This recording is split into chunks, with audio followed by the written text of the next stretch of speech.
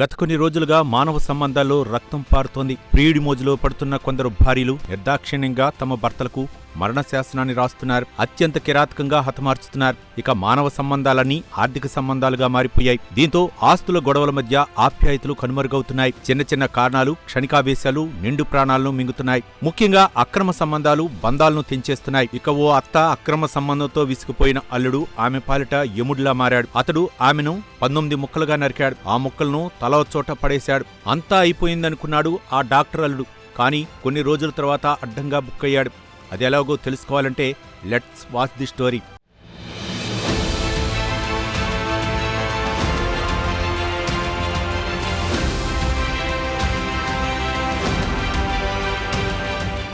పెళ్లి చేసిన అత్తను అత్యంత కిరాతకంగా హతమార్చి క్రిమినల్ అయ్యాడో డాక్టర్ అల్లుడు. అత్తను చంపి 19 ముక్కలుగా చేసి 14 ప్లాస్టిక్ కవర్లో కుక్కి ఎవరికీ అనుమానం రాకుండా 14 వేర్వేరు ప్రాంతాల్లో పడేశాడు. అయినా కానీ అడ్డంగా బుక్కై తన స్నేహితులతో పాటు జైలు పాలయ్యాడు. వివరాల్లోకి వెళితే ఈ ఘటన కర్ణాటక రాష్ట్రంలోని తుముకూర జిల్లా కొరటగెర పోలీస్ స్టేషన్ పరిధిలోని కోలాల గ్రామంలో జరిగింది. కర్ణాటకలోని కోలాల గ్రామంలో ఆగస్టు 7న రోడ్డుపై ఓ ప్లాస్టిక్ కవర్లో ఉన్న మనిషి చెయ్యిని కుక్క తినడాన్ని రోడ్డును పోతున్న వాళ్లు చూశారు. వెంటనే ఆ విషయాన్ని పోలీసులకు తెలియజేశారు. దీంతో రంగంలోకి దిగిన పోలీసులు విచారణలో ఆ గ్రామం పరిసర ప్రాంతాల్లో మనిషి శరీర భాగాలున్న మరిన్ని ప్లాస్టిక్ కవర్లను స్వాధీనం చేసుకున్నారు. అవన్నీ కుళ్లిపోయి ఉన్నాయి.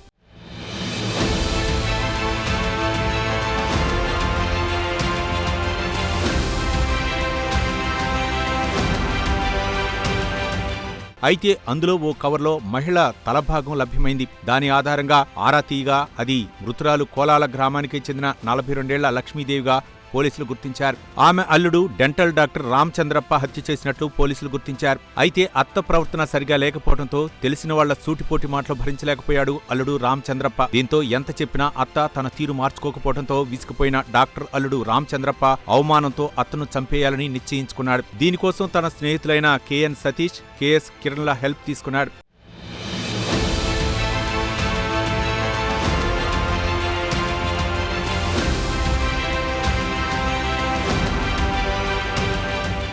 ఇక ఈ ఘటనపై కేసు నమోదు చేసి దర్యాప్తు చేపట్టారు పోలీసులు. విచారణలో నిందితులు లక్ష్మీదేవిని హత్య చేసి సాక్ష్యాలను నాశనం చేయాలనే ఉద్దేశంతోనే మృతదేహాన్ని ముక్కలుగా కోసి ప్లాస్టిక్ కవర్లో ప్యాక్ చేసి వివిధ ప్రదేశాల్లో పారవేసినట్లు అంగీకరించారు. దీంతో డాక్టర్ రామచంద్రప్పతో పాటు అతని 2 స్నేహితులను పోలీసులు అరెస్టు చేశారు.